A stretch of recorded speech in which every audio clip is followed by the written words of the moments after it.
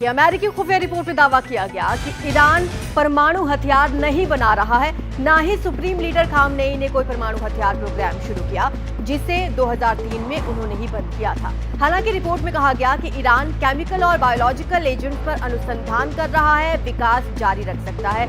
ये बात अमेरिकी इंटेलिजेंस कम्युनिटी की 2025 एनुअल थ्रेट असेसमेंट रिपोर्ट में कही गई। ये रिपोर्ट अमेरिकी खुफिया विभाग की प्रमुख तुलसी गबार्ड ने जारी की। तो इस रिपोर्ट में ये जरूर कहा गया कि चीन, रूस, ईरान और उत्तर कोरिया से अमेरिका को खतरा है, लेकिन इसमें कनाडा और मैक्सिको जैसे देशों के नाम नहीं हैं। अब ये नाम क्यों नहीं है, इस पर हम डिटेल में बातचीत करेंगे, लेकिन आपको बता दें कि ये खुफिया रिपोर्ट अपने आप में एक बड़ा मैसेज देने की कोशिश है। तो क्या कहती है ये खुफिया रिपोर्ट, विस्तार से अब आपको हम बताते हैं। परमाणु हथियार नहीं बना रहा है ईरान। सबसे अहम और बड़ी बात तो यहां पर इस रिपोर्ट में यही कही गई है। पहले के दावों से उलट ये खुफिया रिपोर्ट तस्वीर पेश करती है। पहले कहा गया था ईरान के पास उच्च संवर्धन वाले यूरेनियम है, लेकिन ये रिपोर्ट कुछ अलग कहानी बता रही है। 6 परमाणु बम बनाने लायक यूरेनियम का था दावा। रूस को लेकर भी सनसनीखेज बातें सामने आई हैं इस रिपोर्ट में। रूस विकसित कर रहा है नया उपग्रह, ये बात सामने आई है। परमाणु हथियार ले जाने में सक्षम होगा उपग्रह। रूस की नई तकनीक के विनाशकारी परिणाम हो सकते हैं। ये तमाम बातें इस रिपोर्ट में सामने आई हैं। हम सीधे रुख करेंगे, हमारे सहयोगी उमा शंकर हमारे साथ जुड़ गए हैं और जानकारी देने के लिए। उमा, सबसे पहले तो ये कि ईरान पर यह रिपोर्ट 360 डिग्री का टर्न लेती हुई नजर आ रही है।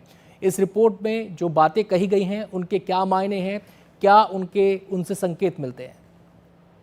ये काफ़ी कॉम्प्रिहेंसिव रिपोर्ट है। इसमें साफ तौर पे कहा गया है, जो कि खुफिया विभाग की तरफ से पेश किया गया। इसमें कहा गया है कि ईरान जो है वो अपना न्यूक्लियर प्रोग्राम जो है नहीं चला रहा है, और साथ ही ये भी कि इस तरह की जो बात है वो वहाँ पे उभर कर सामने आ रही है। खासतौर पे मध्य पूर्व के जिस तरह के हालात हैं, इस बात की एडवोकेसी वहाँ पर बढ़ी है। लेकिन ईरान का जो नीति है वो प्रॉक्सीज़ के जरिए इसराइल और अमेरिका को आघात पहुँचाने की है, उस पर हमले करते रहने की है। तो ईरान उसी जो एक नीति पर अभी तक चल रहा है। तो एक बहुत बड़ी बात यह है कि क्योंकि अमेरिका की तरफ से लगातार ईरान के न्यूक्लियर प्रोग्राम पे सवाल उठाए जाते रहे हैं, और ख़ासतौर पे 2018 में जिस तरह से ट्रंप जो हैं वो JCPOA से बाहर आ गए थे।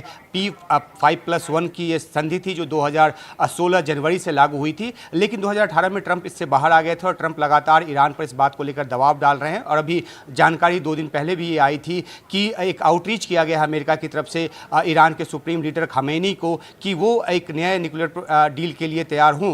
तो जाहिर सी बात है कि अमेरिका की जो चिंता है इस रिपोर्ट से कम ज़रूर होती है, लेकिन इस रिपोर्ट में यह भी कहा गया है कि अमेरिकी निगरानी इस बात पर लगातार बनी हुई है कि क्या ईरान जो है वो अभी के दबाव को झेलते हुए क्या न्यूक्लियर वेपन बनाने की दिशा में आगे कदम बढ़ाएगा, और अगर ऐसा होता है तो समुचित जो एक कार्रवाई है या समुचित जो कदम है वो उठाए जाएंगे। तो एक राहत की बात यह है कि 2003 में जिस न्यूक्लियर प्रोग्राम को ईरान ने छोड़ दिया था, अमेरिकी रिपोर्ट खुद कहती है कि उसने अभी उस पर काम दोबारा शुरू नहीं किया है। जी।